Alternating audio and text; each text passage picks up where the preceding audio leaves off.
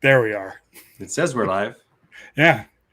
I feel like I should jump to YouTube to see if it's working because I said we were. Um, Oh, it is. there we are. Here we are. Sweet. What's up? It's good to see you. I don't It's remember the last time we talked, and I don't remember the last things we talked about. And I the don't last remember thing. the things that we said we were going to talk about next time, which is now. Right. I accidentally, when I first posted that we are going live, I accidentally copy and pasted our previous episode. It said episode 159, which is episode 160. And we talked about Army of the Dead. And Rise of the Resistance, according to Yeah. The show notes. Yeah, I went in and I fixed that on the thing. I am going to open up my comments. Hopefully someone shows up. Yeah. I don't know if we were planning on doing this live.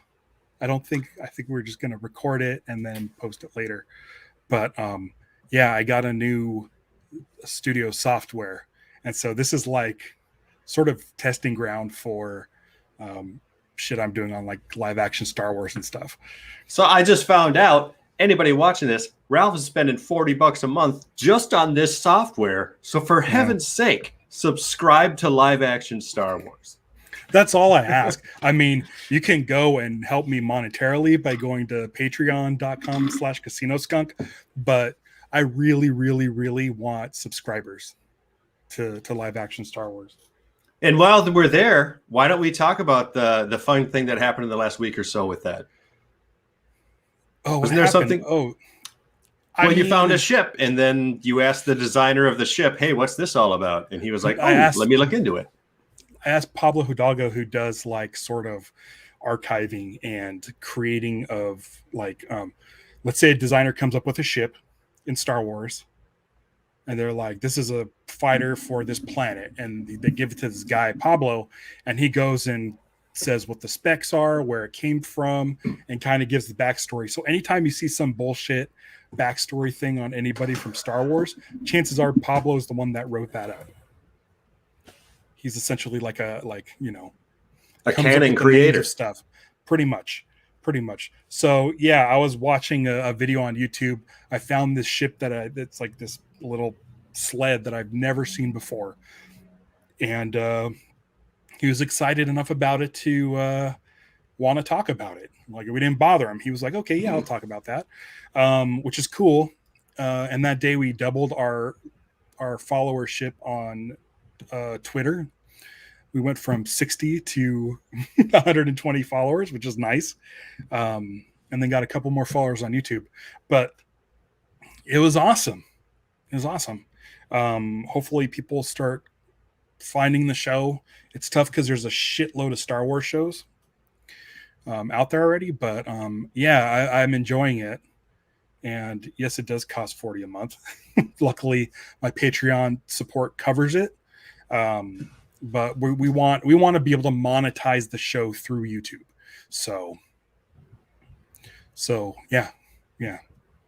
Follow at Live Action SW across the board. Yeah. I don't have a whole lot of time, but I did make sure to watch the Saturday Night Live Star Wars one. Right.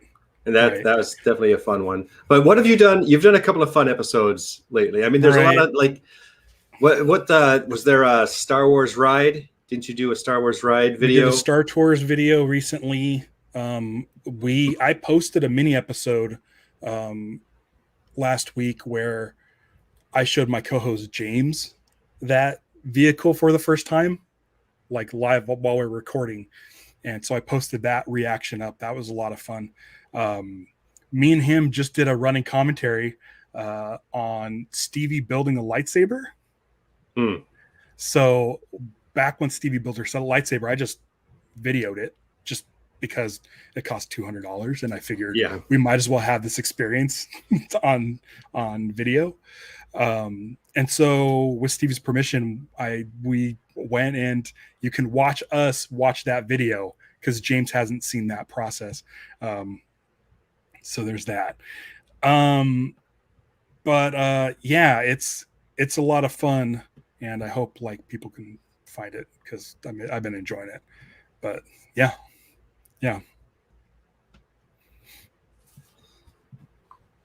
So we've do you remember when it was? When was the last time that we talked? Whenever that episode was.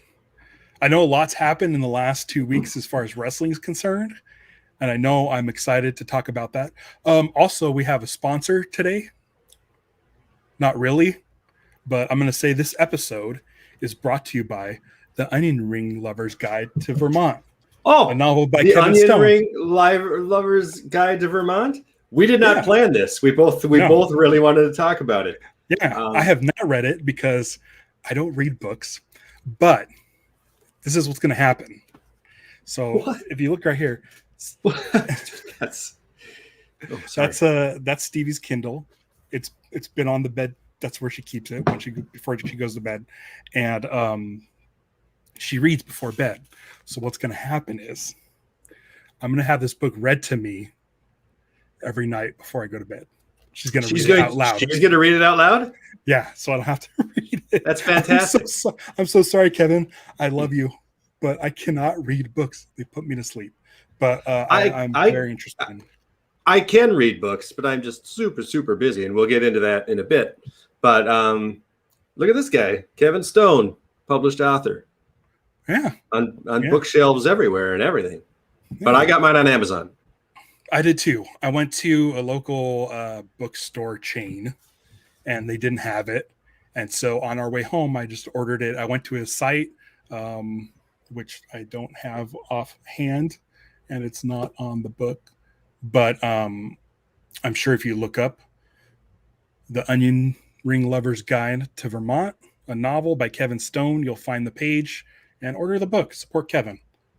I'm going to read this, and obviously, and I guess there's a big part of it about this guy who lives in a Christmas town, a town that celebrates Christmas. It's like a tourist attraction, from the best of my knowledge, not having read this. And I really wanted to tag Mick Foley on it on Twitter because he loves Christmas. Mick Foley dresses up as Santa Claus, but I figured I should at least learn the context before I make Mick read it. Right. Just in case Kevin's calling this person a psychopath and a loser. And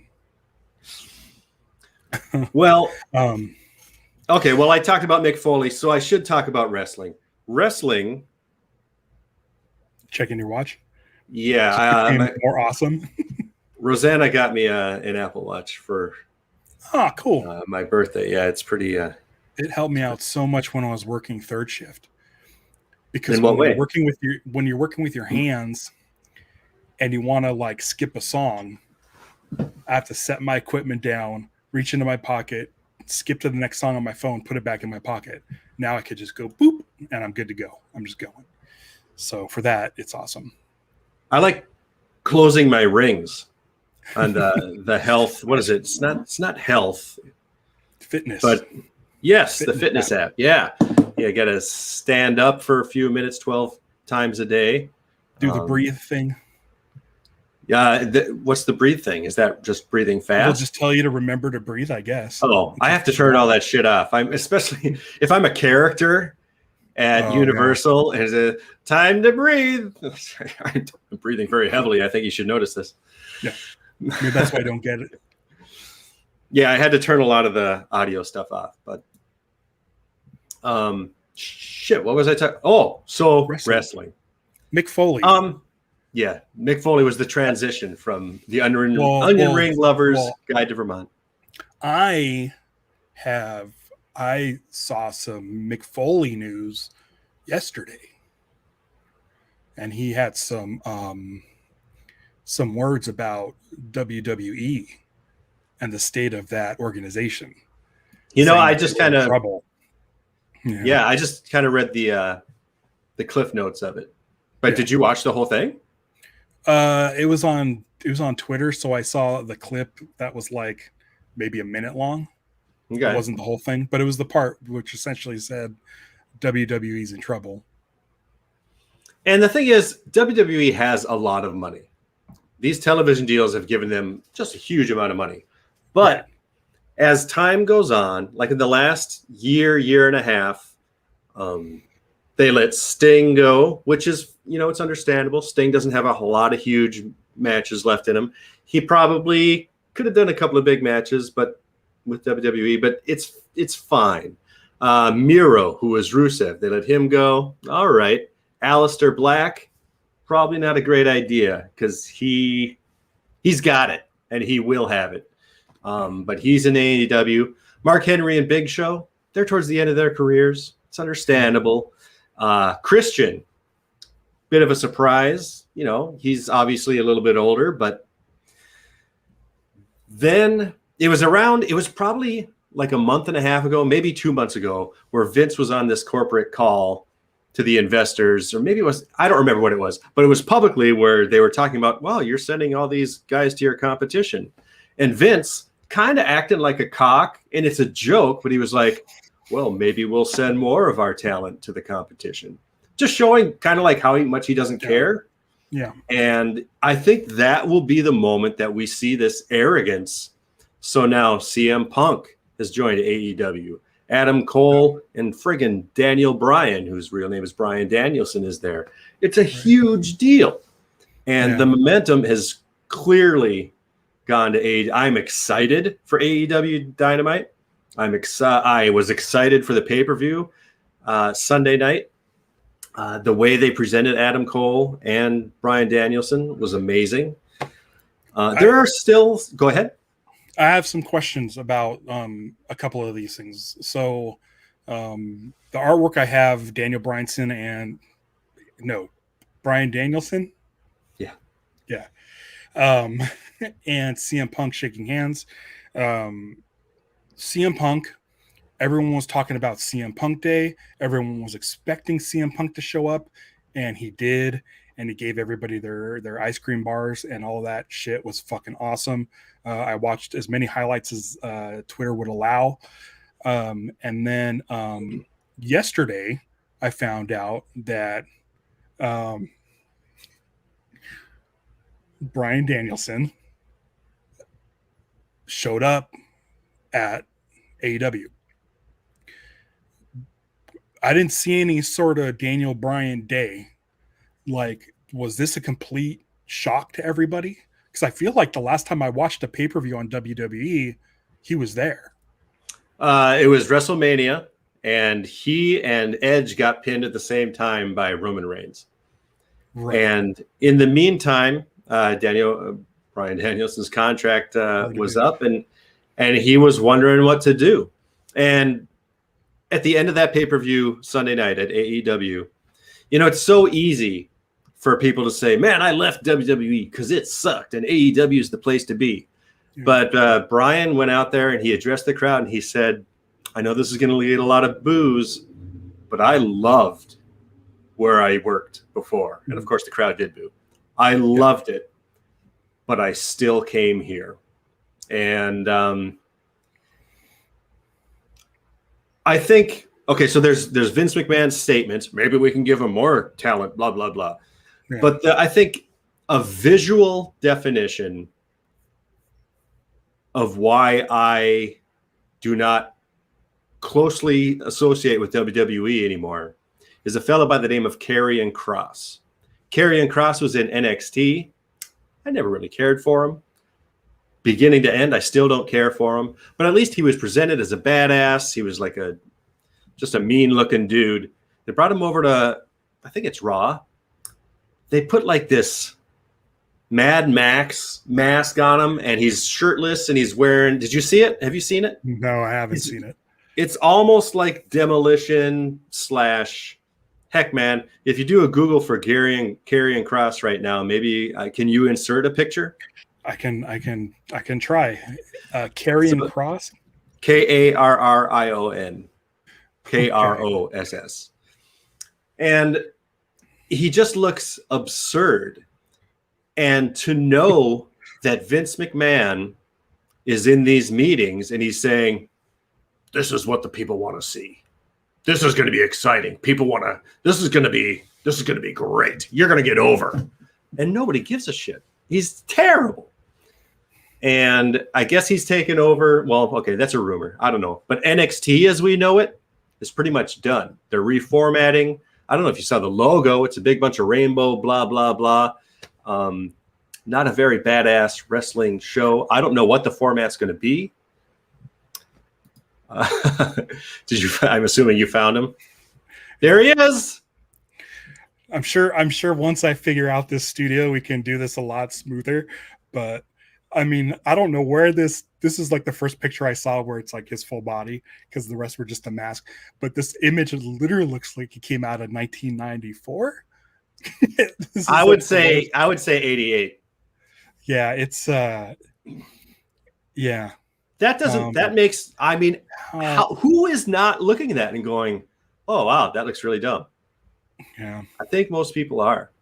So, I mean, I think you guys know my history. I've been a WWF guy forever. When Nitro started, WCW, I was like, let's beat them. Lex Luger showed up as Nitro. He was a WWF guy. His contract expired. He showed up surprisingly on Nitro. And when my buddy and I got back to his place after we went to that first Nitro, we were like, who do we have and who do they have? We were very much we and WWE were the same thing.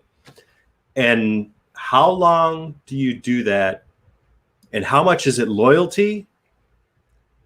And then how loyal can you be to someone who clearly doesn't give a shit about you? Yeah. And I think that's where I'm at right now. There's a lot of good stuff. There's a lot of good stuff, but there's a lot of, I don't know, man. I really like Roman Reigns. I still like Roman Reigns. Who else? I like people in WWE. I'm sure of it. I just can't think of it right now. Kevin Owens. Kevin Owens' contract is up. He's great friends with the Young Bucks and Adam Cole. They were the Mount Rushmore of wrestling in PWG. And for a minute after Adam Cole showed up, Kevin Owens tweeted the coordinates to Mount Rushmore. And then I guess he deleted it. Maybe he'll show up. I mean, it feels like the way AEW has been young talent making their way through the ranks and becoming the big sort of deal on this new platform. And now with like when you're bringing over Moxley and Punk and Daniel Bryan, it's like I hope it's something that's sort of done in moderation and they're not just like turning it into, you know, these WWE sort of not rejects, but they are sort of the guys who jumped ship and came over to the other side. Hopefully it doesn't mess with any of the storylines or anything like that. I haven't seen any AEW stuff because I think it's on TBS, which TNT for now, yeah, which isn't on any sort of streaming platform. So I can't watch it. Like it's not on Hulu or Netflix or anything like that. It would be great if TNT was cool enough to be like, okay, we'll also show these on Netflix. Like I'm hoping there's some sort of deal struck where more people can see this because I am interested in it. I mean, I watched all sorts of clips on CM Punk. This morning when I found out about Daniel Bryan, I went and I looked as much stuff as I could. So these are guys that I know back when we were watching pay-per-views like every month. Like I like these guys. So I'd like to check it out, but I just hope they are able to expand into a platform I could watch because I'd love to see it. So when Bryan Danielson was on the independent scene years ago, he used the Final Countdown by Europe as his entrance music.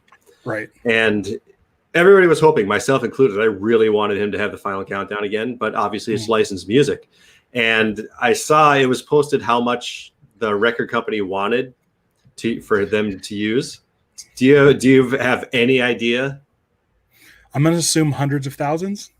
They wanted $50,000 for every use of the song. Wow. And he's probably showing up once a week at least. Yeah, and I don't know if that means coming to the ring and leaving. Is it $100,000 per match if he wins? I don't know. But so a remixed Flight of the Valkyries is just fine. It's great. It still has that pop. Like it still has that strong intro. What about Cult Personality? Like, I think I think it helps that Living Color kind of gets CM Punk, and they just want to be part of the fun. Okay. Because I mean, watching wrestling when he was on WWE, he was like the only person that had a song that was a song before, wrestling. Like it wasn't like composed for his entrance. So I always thought that was crazy that he had that. And then maybe I think like Triple H maybe has some song was pre-existing or something. Motorhead has written songs for him. Okay. Speaking of Triple H, this was just earlier today. Looks like dude had some sort of cardiac event, and he went into surgery, and he's recovering. But is that why Vince is taking over NXT? No, that I think that just happened like last night, and the NXT thing has been in works for weeks. So now NXT is going to be under Vince's control. Is there any interest in it? I mean, I'll see what it is. I'll give it a shot. Yeah, but you're not hopeful. I mean, those NXT Brooklyn takeover shows. I mean, every NXT takeover was worth watching. Mm-hmm. But I'll give it a shot. I don't know. But man, wrestling's crazy right now. Right. And I'm excited about AEW, and I want to watch AEW, but if I download a TBS or TNT app, I have to have a pre-existing thing. The whatchamacallit, service provider, which I'm free of. Sorry, my internet jumped for a second there. That's all right. I just kept talking. Okay. So, I think by the last time, had I had any interviews at Universal last time we talked, or was I about to do some? I don't remember. Okay. Well, we might have still been like, I think were they closed? Were the parks still closed the last time we talked? No. Oh no, I had to have been back to work by then.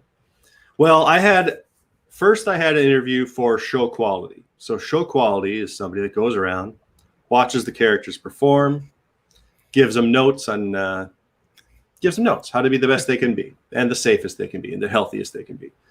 And I had a really great interview. But they were only doing one spot for that, and there were a lot of good people that were interviewing for that, and a great fella got it. He is fantastic. Earlier that day, I had an interview for more of a office management, not exactly office management. It's still dealing with the performers, but in 3 different categories: on regular streets for animation, with the Harry Potter world, and with costuming. And I was so bad at that interview. It was 9 a.m. I was super excited. I was blabbering.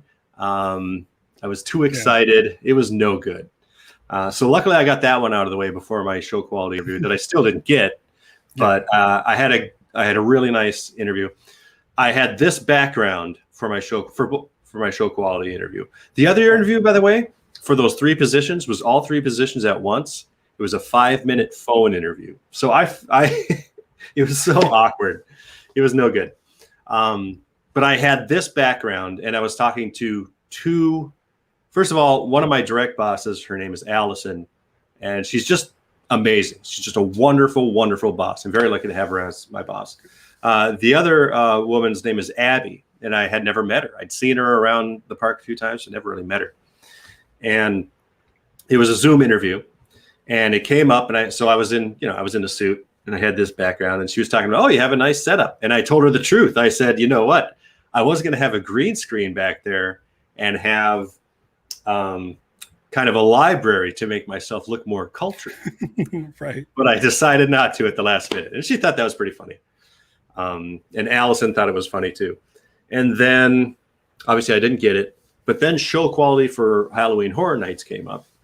And so I had an interview again. And this was with Allison and a fellow by the name of Brian, who, again, I had never met. Mm-hmm. I thought it was going to be Allison and Abby again. And I did it. I put the the library back there.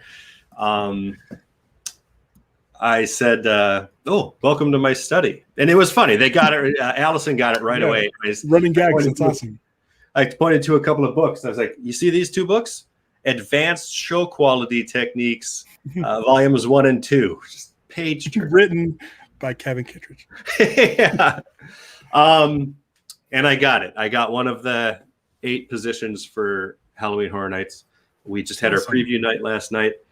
It is really, really great. I've been doing it. We had rehearsals for the past couple of weeks.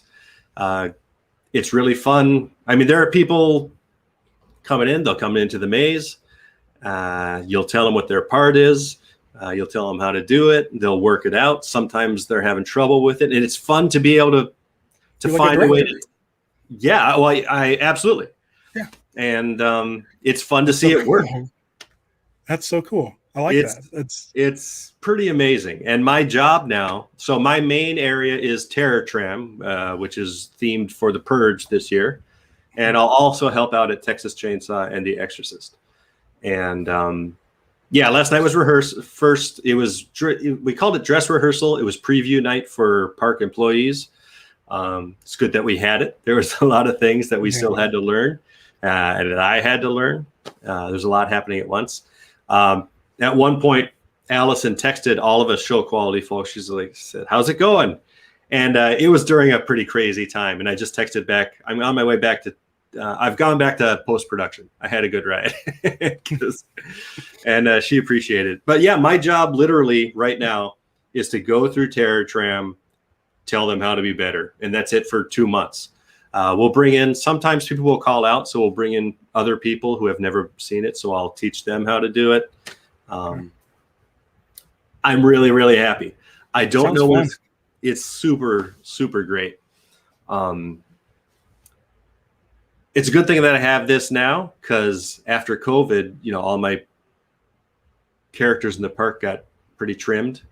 I've only got 2 characters right now. And yeah, at the beginning of the year, something's got to change. So this role that I'm in right now is one of those, you're in this role to see how well you can keep doing in advanced roles. It's like testing the waters. Absolutely. And the tram is the hardest part. So I got teamed up. I have a partner. Her name is Christy, and she's very experienced and she knows what she's doing. So I think that's why they put her with me, to help me. And I mean, she'll never watch this, but Allison, this is entirely, I had talked to her and I was kind of telling her my little bit about what I wanted to do. And it's entirely, all right, let's give Kev a shot. There were a shit ton of people who applied for this. She's like, let's give Kev a shot. And I go back to the first time I really talked to her. I was a character in the park. It was my clearance day. So she would watch me and she'd be like, okay, he's cleared. He can be this character. And after I did my first set, I came back and I did not think that Universal was going to be my job. I thought it was just a place to hang out until I sold my amazing pilot and got hugely rich. Hasn't happened yet. I didn't think it was going to be my real job. So I kind of had fun with it. And so she came back after my set and she said, "Kevin, great job. You are cleared." And everybody in the room was like, "Yay, Kevin's cleared." And she said, "Okay, well, I got a couple of notes." And I said, "Oh, no, I don't need notes. I just got cleared." Now, that's a funny thing to say if you're going to be in that costume the rest of your life. But if you're going to be, you can't be the guy. I've enjoyed being the guy that people go, "Can you believe what Kittredge said? That guy's crazy." That's fine for this guy, but not if you want to move up. So I'm really, really fortunate to have a great crew. So I'm riding it out, man. We'll see what happens in a couple of months. It's fun. And you don't have to be dressed up in this heat. Totally. I'm sure you got to wear like what, a button-up shirt or maybe slacks. You know what's funny is I don't, but I do. A lot of people, especially because it's horror nights, a lot of people are just wearing horror T-shirts as show control or show quality, and I get it, and I will, but during rehearsals, and then tomorrow for opening night, I'm going to suit up. But then I'll just wear T-shirts and jeans. It's too long of a night to Right. suited up like that. Right. Yeah. I always like Sam Raimi. Sam Raimi directs wearing a button-up shirt and tie, and I was like, yeah, that's awesome because like that's how old directors did it. And I don't know if he just thought, oh, I'm a director, I should do this. But either way, he still does it every single day, and it's like, I like it. I like it. We remember my old story when I did background and I worked with him, right? Oh, I don't remember. Ah, it was for this wait, TV show. Did he picked you out and gave you direction, right? Yeah. Yeah, okay. Yeah, I think I do remember that. Yeah. So, yeah, and I should have just walked away after it was done, but I was like, fuck this. And I went up and I shook his hand. I said, thank you very much. He said, oh, thank you. You did a great job. So, yeah. And he was wearing a suit. I sat in his golf cart once. How was that? I was at the where Sony Pictures studio lot. I had a couple friends working there at the time. Went over there, hung out with them, and as we were walking down, it was like a Sunday, so there was like nobody there. As we were walking down the alleys and back roads of the studio, I see a golf cart that says S. Raimi, and I believe at the time he was working on a Spider-Man or something. So I just got in the golf cart and have a picture of it somewhere. I wish I could just like pull. I would love anything more than to just be able to pull it up right now and show you, but yeah, I don't think I'd be able to find it.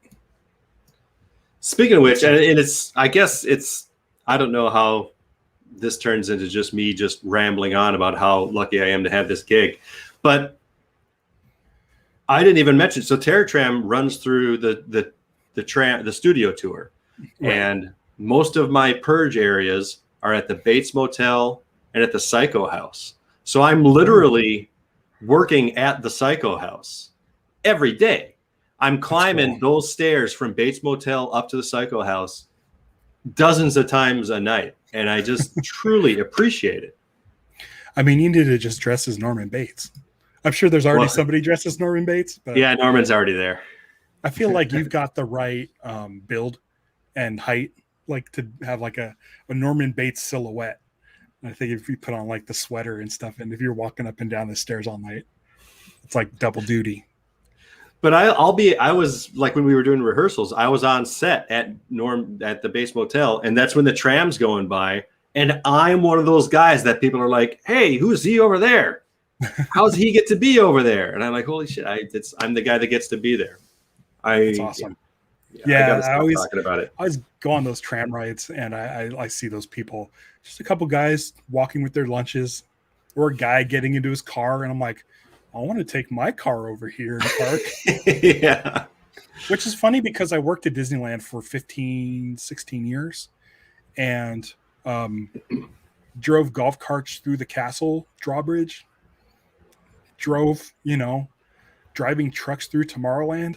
And at the time, I'm like, I don't fucking care. Like, it's not a big deal, but you forget that that's a big deal to somebody else. Like who wouldn't want to be able to drive a golf cart through the castle? Like, I'm sure everybody would want to do that, but I did it like on a nightly basis, and I was like, I guess I'll just go through the castle. It's shorter. Turn off the thing. But yeah, I like being like on a studio, like it just is exciting. I don't know why. It's just, you see all those buildings and you're like, something cool is happening inside of there. I don't know what it is. Yeah. But and then I don't know what the big thing at Universal is right now. I'm sure they're done with their Jurassic Park, and Fast 9 already came out, so who knows what they're working on. But I remember on the last time I took the tour, like we drove by the tram drove by like the set for Superstore, and I was so excited because Superstore is awesome. But it's always fun just to like imagine like something cool is going on in every one of those buildings, whether they're constructing a set for whatever, I don't know what they're doing. But I kind of want to go hang out at a studio and just like poke my head into places and just walk around like I know what I'm doing. Yeah, I got that all access badge last night for Horror Nights, and it's a neat feeling. It's like, wow, this is all access. Yeah. We were visiting. I think it was my friend Kelly's girlfriend was working at, because my friend Dylan also worked at Sony for a while, but she was working on MI2, and we visited her. Me and Kelly visited her for lunch. We went to lunch, and she showed us some like some miniature like mock-ups they were doing, and so I'm like, that's cool. And then she took us on the stage where they were shooting a scene in a diner, and I'm like, oh, that's Tommy Lee Jones. Oh, that's Rosario Dawson. Oh, that's Will Smith. And I was just like, she's like, just be quiet in here and just pretend like, you know, you're not a tourist. And I was just like, holy shit, it's them. It's the Men in Black. They're literally, you can see them dressed as Men in Black in this diner. You could see them acting on the monitors. And then when it was done, they came around the wall and you could see him walking off the set in the monitor and coming around the wall where I was standing. And I'm like, holy shit, like, it's crazy. It's really weird to see a movie happening when you have like no business being there. Like, Sure. And she was just like, we just hung out in there for a little bit. She dropped off whatever she had to drop off, and we were there for like maybe 2-3 minutes. I was like, wow.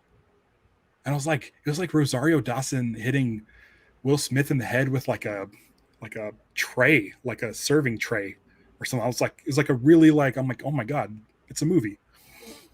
And then I saw Men in Black 2 and it sucked and I hated it. But I was like, I was there when they did that.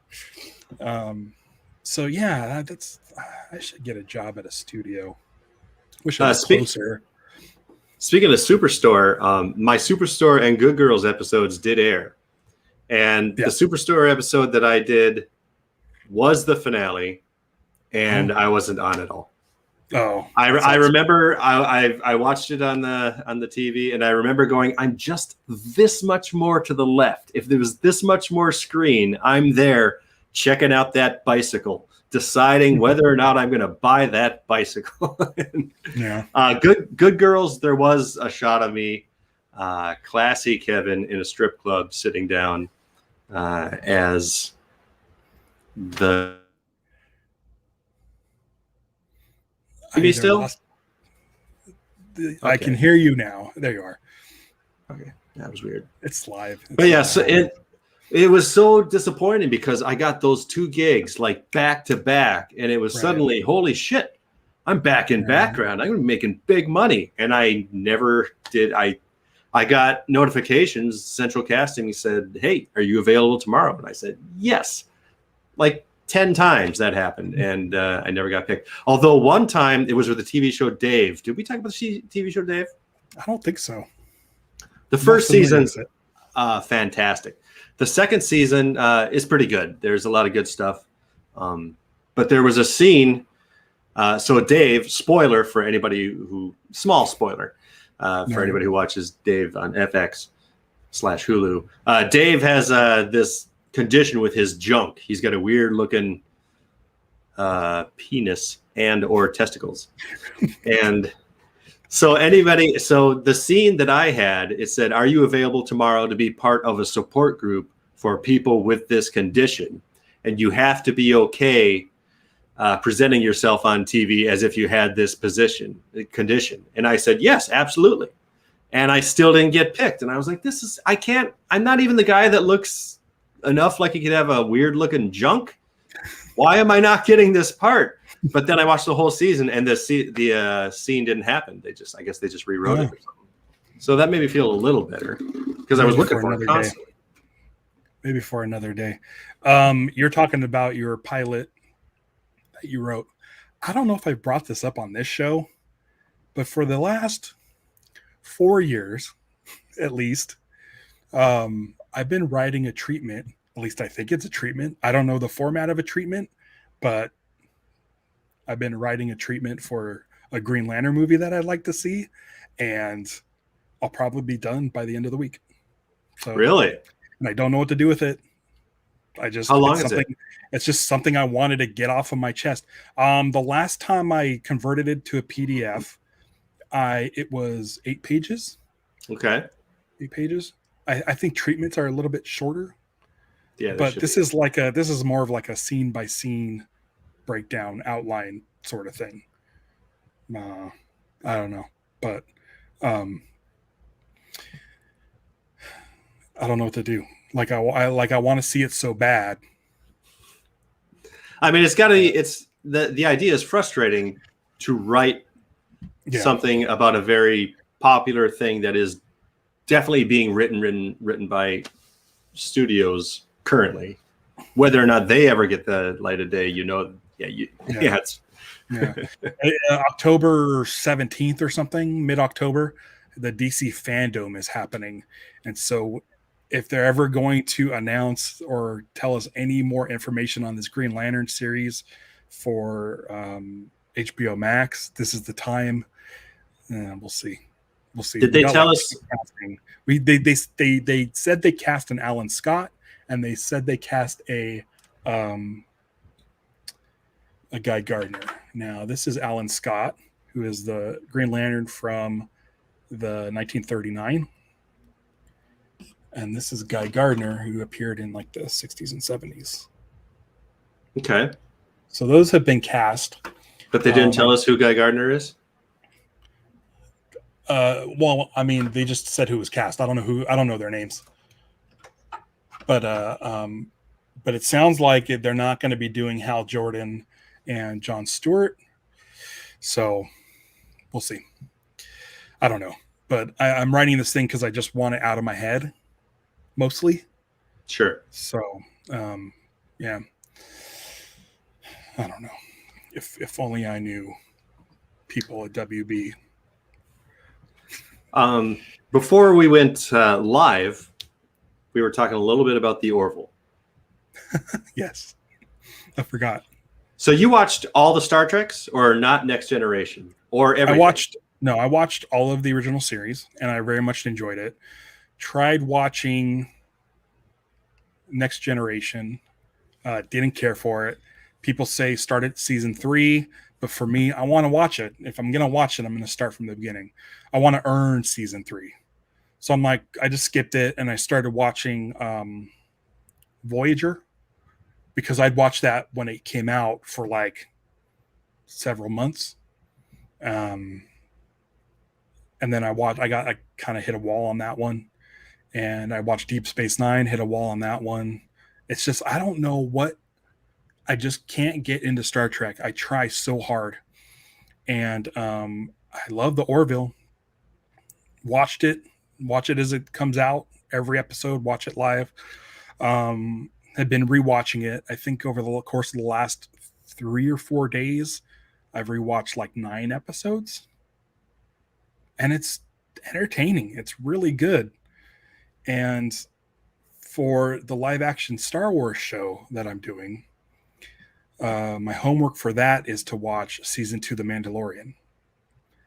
And I don't feel like rewatching the season 2 of The Mandalorian. But you've already seen it. Why do you have to watch it again? Just to take more notes on it? Hold on. I don't know. Just to kind of catch stuff, maybe something so I can put notes together, just to have something to talk about. But I tweeted out that I think the Orville's is a better show than The Mandalorian. And it's funny how a lot of people agreed with me. I agree with you. I have a friend named Saul who said, he said, right now, I'd rather see a season 3 of Orville than a season 3 of Mandalorian. And he's a huge Star Wars fan. And I agree. The Mandalorian is only 16 episodes. And I feel like with that short amount of time, there shouldn't be as much filler as there is. It's really a lot of him walking around, helping other people just to get this thing so that we can just go watch him go to a different place and walk around and get this other thing. I don't think the character is well fleshed out. Grogu's cute, sure, but I mean, it's not a story. It's just, I need to get rid of this baby So let's spend 8 episodes getting rid of this baby, you know? I It mean, feels. Hmm, I mean, I just want to make clear, I like the Mandalorian. I I do. think it's worth watching once a week. I still haven't gone back and watched the Luke at the end. I know that is a very special moment, but there's only, you can't do that very often. But Orville seems like it's in the same universe as Star Trek Next Generation. It just feels Yeah. like a proper continuation of that, and I think it's great. Yeah, I think, and I think I brought this up before. The reason I like the Orville is because they talk like people, and the conversations just sound like regular people. They don't speak in military speak a lot. But what's great is it's not full of Family Guy style jokes. Like if you watch the pilot, it's got tons of jokes in it, and it doesn't feel like the show that it turned out to be. It felt like the studios they're like, well, if we're gonna do this show from the creator of Family Guy, we need jokes, and so they packed it full of jokes, and then the studio's like, perfect jokes, we love it, and so they greenlit it, and then like by episode 3, it's like 5% jokes. It just goes, and it's like it feels like straight up Star Trek stories, and I'm sure a lot of them are sort of one for one taken from previous Star Trek and stuff, but I like that it just feels like real people just happen to be on a ship. And I think all the characters are really well fleshed out. Like I like Bortus, who's kind of the Worf looking character. Um, he's sort of along the lines of a Drax, the Destroyer. Like he's very doesn't understand like nuance, or he doesn't understand like sarcasm. Um, and then Isaac. Well, who's this? Someone just entered the chat. Big Sexy says, that's why I haven't watched a second episode of the Orville. Hated the Family Guy jokes. Well, there aren't many moving forward. Yeah, the second episode has some jokes in it. Let's say the first episode is 50% jokes. The second episode, I would say, is 25% jokes, and then episode 3 is literally 5% jokes. The episode 3 is the one where Bortus's baby is like, for the first time in 75 years, born a female. His species is all male, and they have a female. And the question is, or their society, does a sex change operation on the babies to make them male. And the crew of the Orville have a big problem with it. So it's sort of how different societies view different things as far as altering. Like they bring up circumcisions. Well, if you can circumcise your baby before they have a choice, then why not just do a sex? It's really, really well done. So Ian, you've seen the first one. You don't have to rewatch it. But I'm telling you, like by episode 3, I think it's just straight up Star Trek with like little jokes. Some episodes will get more heavier jokes in it, but I feel like it's not Family Guy style. I don't feel like when they do the jokes, they're not really crude humor or frat humor or anything like that. They're just, I don't know. I think it feels right for the characters. Anyway, there's a bit on that episode 3, and I almost hesitate to talk about it because I think everybody who knows me knows I'm pretty liberal. I'm very liberal, very progressive in my politics, and I have friends on both sides, and I have friends who are considerably more liberal and progressive than me. And they saw, I don't even think they saw about it. I've got a couple of friends who heard about this episode. They decided that the Orville was transphobic, and so they would not watch it. And I'm thinking to myself, I don't get it. What are you talking about? Why is this transphobic? And through this really frustrating Twitter conversation, with these friends. I'm looking at this, and they're watching this, and they're seeing the parents are changing the sex of this child because they want the child to be this way. The Orville is saying, let the child be what it is. Right. And my very progressive friends are saying that the Orville are the bad guys because they're afraid of a sex change. And I'm like, that's not, I think the people who are forcing something, an identity change on something that is just here. Yeah. I think they're the bad guys, but I was really frustrated. What's fun about it is that both Bortus and his mate Clyden. I think Clytus is from Flash Gordon. But they both are like, we're going to do the sex change because that's what our culture does. But then Gordon and Lamar show Bortus Rudolph the Red-Nosed Reindeer, the Rankin Bass special, and it makes him change his mind to be pro leaving the child as a female. And I thought that's really funny and really clever. And it's using pop culture stuff as a shorthand. Like, we all know that Rudolph's parents suck, you know, but at the end of the thing, because he kept his red nose and they didn't cover it and they didn't hide it, he saved the day.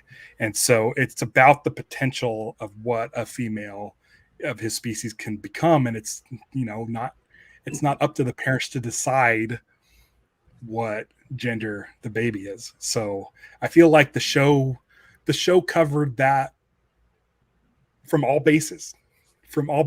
And that's like the point of Star Trek. And that episode of the Orville is what's great, is that it's like using this format to sort of put a spotlight on social issues. Straight up Star Trek.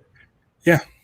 And so the fact that it's not only doing that, every episode has a social commentary slant on it, which is great because that's all sci-fi does. And they're doing it well, but they're also doing it in an entertaining way with interesting characters who are fun, and every character has their own ideals. And it's just like great. It's great writing. It's a lot of fun. It's entertaining, and it's really well written. I can't say that about The Mandalorian. I just can't. I feel like Mando his character is paper thin. People pop in and out, but they're paper thin. The action and effects are cool, and it's Star Wars, but I need stuff fleshed out. And the thing that I think is the funniest, the reason why I bring up both these shows is they're both Jon Favreau. Jon Favreau directed the first episode of the Orville, and he's a consultant on every episode of the Orville. He gets a credit, consultant Jon Favreau. So he's in the mix on both shows, and I'm like, man, I'm liking this Star Trek more than this Star Wars. It's like fake Star Trek and fake Star Wars. I'm liking the fake Star Trek more. Ian, if you get a chance, skip episode 2 if you want. I say watch it. First episode it's not really a good pilot. It's not really what the show's become. I highly recommend it. This show got me into watching the original series, and I watched the original series, as I mentioned before, on the show because of the Orville, because I was able to understand the format and sort of that kind of ensemble cast and stuff. I'm like, all right, I'm finally going to give this a shot. And I made it through TOS, and Next Gen I couldn't. It's everyone's so like, I like Picard, but he's so elitist. I don't know. He's so proper, and everything's so proper. And I know Riker's supposed to be this kind of cool guy, but he just seems like a military dork to me. And everyone is so, we are on Star Trek, we all talk like this. And I just want everyone to loosen up on Star Trek. I really do. I love Riker. I think on Voyager, the character Neelix is the one I like the most because he wasn't part of the crew. He just kind of helped them out with translating and telling the crew about the different cultures in the sector that they're at. And I'm like, he's just a guy. He's Well, I just a never guy. watched And Voyager, like any yeah, of it. I've never seen any yeah, Voyager, and I've only seen bits and pieces of Deep Space Nine. And I think I brought this up before. The way they talk, I feel like I'm watching a play. yeah, It's exactly. really why. Is Yeah, I'm like, why don't you talk like people? Can you talk like people? right. Um, Orville does that. But the thing with the TOS is I learned that Spock, McCoy, and Kirk will talk like people in the last, like when they do the last like 30-second long scene. That's where they're joking with each other. And I'm like, yeah, why can't you do that all the time? Just and that's what I love about the Orville so much is they just talk like people. It's weird. It doesn't make sense that their references, their pop culture references, are always like under the guise of, oh, it's this is from 21st century culture. They always talk about that, but I like that they're just aware of everything. But like Kermit the Frog and Raiders of the Lost Ark and Rudolph the Red-Nosed Reindeer and Dolly Parton, like it's all like pop culture never advanced, but technology did. what do you think about talking about some movies? Sure. Did you watch Jungle Cruise? Yeah, it was all right. Yeah, it was all right. All right. They're making a sequel, I guess. I wish it was more Mummy and less Pirates of the Caribbean, but I understand that Pirates was a big hit for Disney, so might as well go that route. It was fine. I like The Rock. I like Emily Blunt. There was a reach around joke in it, so there was that. I don't even remember that one. So The Rock gets stabbed in the chest with a sword, Oh, right. Yes. and then the Emily Blunt's brother, who is gay, tells him, "I could reach around from the back and wiggle it out." Yes. Like that's not even like logistically that makes no sense. You're just doing it for a reach around. Anyway, it was fine. I thought it was a fine movie. It was okay. I like how they put Metallica redid Nothing Else Matters. You didn't like Weird. that? It was weird. Well, James Newton Howard did the score, so it's James Newton Howard and Metallica, which I like both those guys. I like Metallica. I like James Newton Howard. It was just so weird. That a movie that takes place in like the 30s or the Sure. 20s or whatever. But it kind of feels like that's what the ride is set, right? Isn't the ride at Disneyland kind of set around that time? Yeah, but Metallica isn't set around that time. Sure, true. How about Free Guy? Did you see Free Guy? No, but I heard good things about it. It's fun. Free Guy is fun. I should probably see it. Or how about I'll probably buy it first thing on iTunes. okay? How about Shang-Chi? Yes, I did see that. Did you What'd see you that? think? I did. I sat there and I was like, this is the greatest Marvel movie. I am enjoying myself so much. This is perfect. All she has to do now is battle the villain. I'm not going to say who the villain is. All she has to do is battle the villain in a kung fu fight and win. And then I could just pack my stuff up, go get some dinner, and have a great night. And then there's a half hour of CG dragons and shit. And I was like, what are you doing? I understand it's Marvel. I understand that. But it doesn't always have to be that. And it really, really bugged me, like a lot. I liked Black Widow, but they had the whole thing where the thing's crashing out of the sky, and I'm like, guys, that's not what this story is. Chill out. And the action scenes in Shang-Chi were so good. Like the bus fight was amazing. The scaffolding fight was amazing. The car chase was okay. That scaffolding fight was great. Like that's one of those ones that you like if you were to see in IMAX 3D, Kevin would be spooked. Yeah. And then it's just like all of a sudden the sky is CGI and you're like, oh boy, Marvel with your CGI skies. It's the reason why I got mad at WandaVision. Stop. Aquafina was great. Everyone was great. I loved everyone in the everyone was movie. great. Yeah. Michelle Yeoh is great. I love Michelle Yeoh, but she's in Guardians 2 as a space person. So I think that's weird. Maybe she comes from that dimension. I don't know. But at the end of Guardians 2, Michelle Yeoh was also in that. No makeup, just her face. So what does she do? I don't even remember. So at the end of Guardians 2, Sylvester Stallone comes up with his own Guardians of the Galaxy with the dude, Michael Rosenbaum, I think is his name, from Smallville. He's like a crystal head dude. And Michelle Yeoh joins up. And then I think who's the guy who played Marcel Wallace in Pulp Fiction? Ving Rhames. I think Ving Rhames is in it. I don't know. Anyway, Michelle Yeoh's in it, and she's just a person. It's not like she's made up, so I think that's funny. But I liked it. I thought it was awesome until that last 20 minutes, maybe. It just made me mad. How about Suicide Squad? I loved Suicide Squad. Wasn't that outrageously great? Yeah. And I saw that in the theater, and it was loud, and it was big. Like a lot of times now, the screen, like much like the screen we're in here, where there's like, a widescreen image on the screen. But Suicide Squad took up the whole thing, and it was so big, and it was so loud.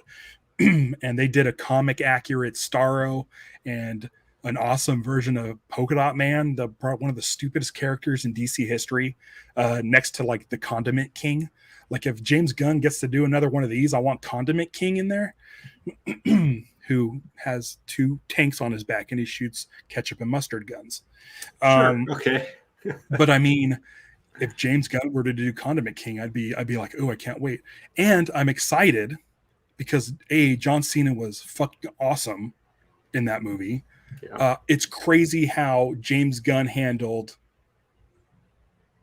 John Cena and how Justin Lin handled John Cena in Furious 9 or Fast and Furious 9. Like he was not great in Fast 9. He's super awesome as Peacemaker. Excited for the HBO Max series.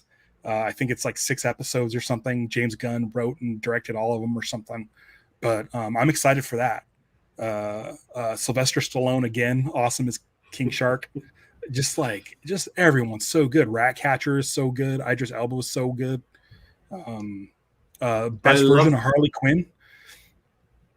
I like that large rat with the crazy eyes. Oh, Weasel. Weasel, yeah. But there was a point where I'm watching this movie and I'm like, I'm watching a movie where a multi-story starfish is walking and going nuts on a city, and I'm not turning it off. Yeah. It's so great. It felt earned. It didn't come out of nowhere, like kind of Shang-Chi, the dragon stuff sort of felt out of nowhere. It felt like it was in a different movie. But the way that James Gunn sort of revealed this sort of bizarre world that Starro seemed to fit right in, like I didn't question it. It was Stay Puft Marshmallow Man level. Oh, I just lost your face. Can you hear me? Can you hear me? I can hear you. Why is that? Okay. All right. Hold on. I like that you're just a circle with a little pulsing voice. I do not like that. Okay, let me try plugging it in. What? Why did you stop?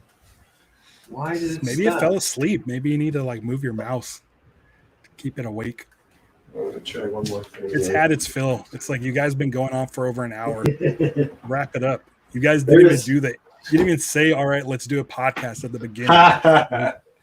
It says there's no reason for that to have done that. You just gave up. Oh, it said click the camera button to turn it on when you're ready. So let me. Oh, there you go. Oh, what? Whoa. Okay, hold on. It's on OBS. That's the stuff. There you are.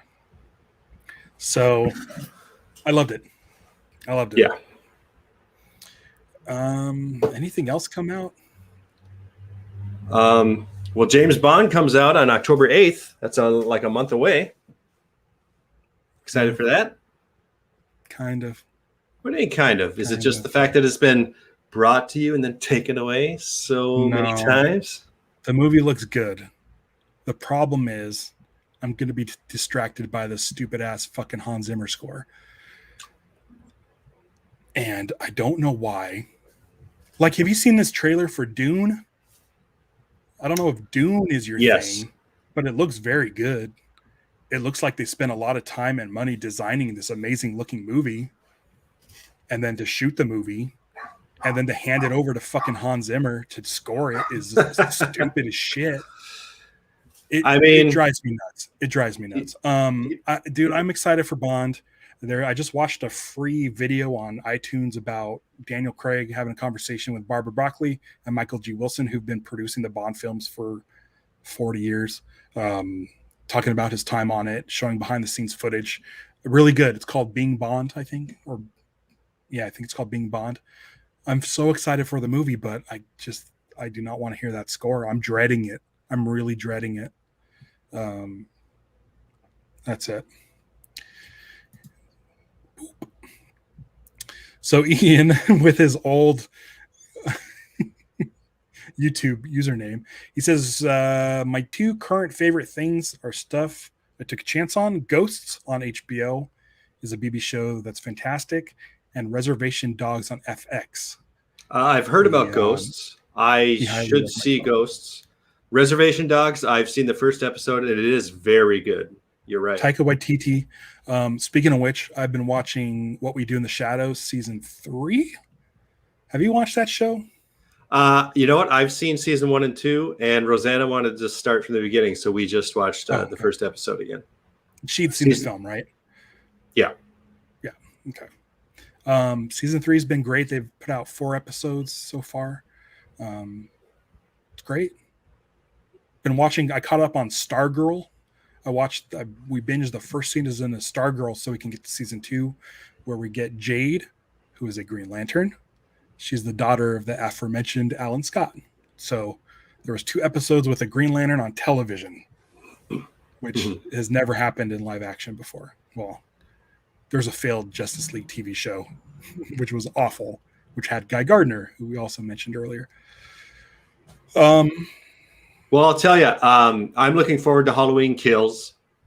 I want to see the new Halloween movie. Last Halloween, we watched all the Friday the 13th for the first time. Okay. And then we also watched all of the Nightmare on Elm Streets, some for the first time, some not. So now I've seen all of those movies. This Halloween, I'm going to watch all the Halloweens. Oh, nice. So, yeah. I've seen the first one. The first one's amazing. I heard that they might have like diminishing returns as far as the second one is really good too. 3 is terrible. It's the one without Michael Myers. People love it. Yeah. People are crazy. It's terrible. It has a lot of campy, fun stuff, but it's terrible. And then diminishing returns. The Rob Zombie movies. I love Rob Zombie. Do not like those movies. But the last reboot, I think is really, really great. Have you heard about his next movie? Rob's? Oh, The Munsters? Absolutely. Yeah. He seems passionate about it. I'm excited. Yeah. I think I know a lot about it. A mutual friend of ours is in it. What? Yeah. That's great. Yeah. Good for him. I think it was announced. Jorge is in the movie. I can't say anything about it, but I'm going to let you know from what I've seen. Rob definitely has an affinity for the original Munsters. Oh, you can tell. Yeah. Yeah. That's great for Jorge. Yeah. It's going to be fun. I can't wait. I think it's going to be family friendly too. I don't think he's doing anything crazy. Well, I mean, the original show wasn't crazy over the top, right. And I don't think. I like this chat thing. We need to get more people in here. This is a lot of fun. Yeah. And Ian, thanks for popping in. Like this is cool. This is the first thing I've ever done live, and so I think once we get going with like the Star Wars show and we start doing this, because we're going to do them live after like the new season of Book of Boba Fett, we're going to do each episode live and then just put it out there. It'll be fun. People come join us. And then I think the next time we come on, I mean, hopefully we'll get more people, but this is great. I like this. It's really easy to use. It took a little while to find Kanan Cross or whatever his name. Karrion Cross, yeah. Yeah. But I can see that being easier to do too. I only want to talk about one more thing just really quickly. Right. I saw a trailer for a movie called Lamb. Have you heard of this movie? I've heard of it. I haven't seen it, but the trailer. I've been sort of getting context clues as people discuss it, and I'm afraid to watch the trailer because I think I'm interested in the movie. Is it a lady that thinks a lamb is her baby? I've just seen the trailer. From what I can tell, I don't think the lamb is part person. Again, I've just seen the trailer. I haven't seen the actual movie. But it seems to me that she just really thinks that this lamb who was just born is adorable, and she decides to raise it as her child. And I think the dad goes along with it. And so they like dress it up and shit. And meanwhile, we see shots of the lamb's actual mother looking at him afar like, fuck you guys. So I'm really excited to see this movie. Is it a revenge movie with the mom lamb? I don't know. I mean, watch the trailer because it's amazing. Well, is there a movie called Annette where there's a puppet, a lady who has a puppet for a baby? Maybe I'm getting it mixed up. Annabelle? With that one. Is that what? No, not Annabelle. I think there's a movie. Should we try bringing up the trailer right now and we watch the trailer? For Lamb? Live? Yeah. Yeah, okay, give me 1 second. Okay, we're going to watch this together. Okay, this is going to be fun. Lamb trailer. Okay, that was easy enough. And I don't think this will shut us down or anything. But if it does, pause. Hold on. I'm going to try something out here. I'm going to pause. Okay. Let's do this. Okay.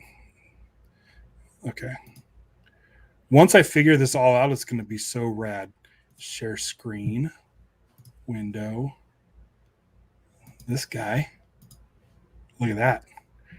And let me know if we can hear it too. Let me know if you can hear it. All right. Okay. Oh, just an ad.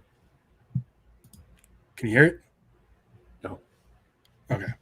So let's just watch it without audio. That's fine because it's creepy enough. I wanna give me one more second. I'm gonna do this right. Sure. Because Lamb trailer. Open that up. Pop it out. Pause. Okay. This is gonna be great. Share screen. Window. I'll tell you if I can hear it. Thumbs up or thumbs down. I don't know if it'll let me. Okay, usually there's a thing that pops up. We're going to watch it without the sound. Okay. Or maybe you'll hear it. No. That's fine. Okay. Looks like, I guess, maybe her real daughter died, I guess. I'm assuming daughter. I don't know why daughter. Son or daughter. Here we are. Working on the farm. Everything's great. Oh, pregnant mom. Oh, I got a little lamb there.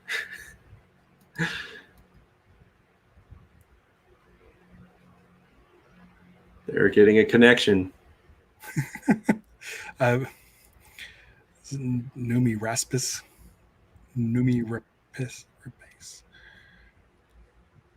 Ooh, that cat's gonna eat that. Hey, that's my baby.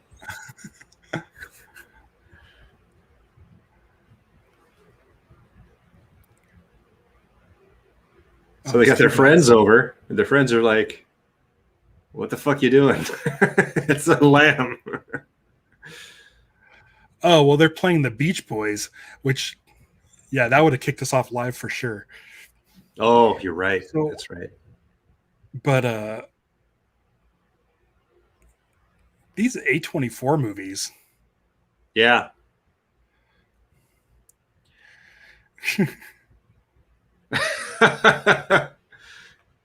What do you mean go away? I'm her mom. Oh my god.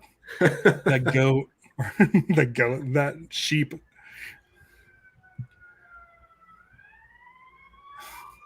It might even be in a foreign language. I guess it's subtitled in English.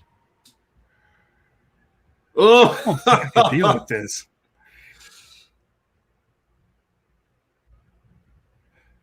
Something coming out of its chest. I don't know. it looks great.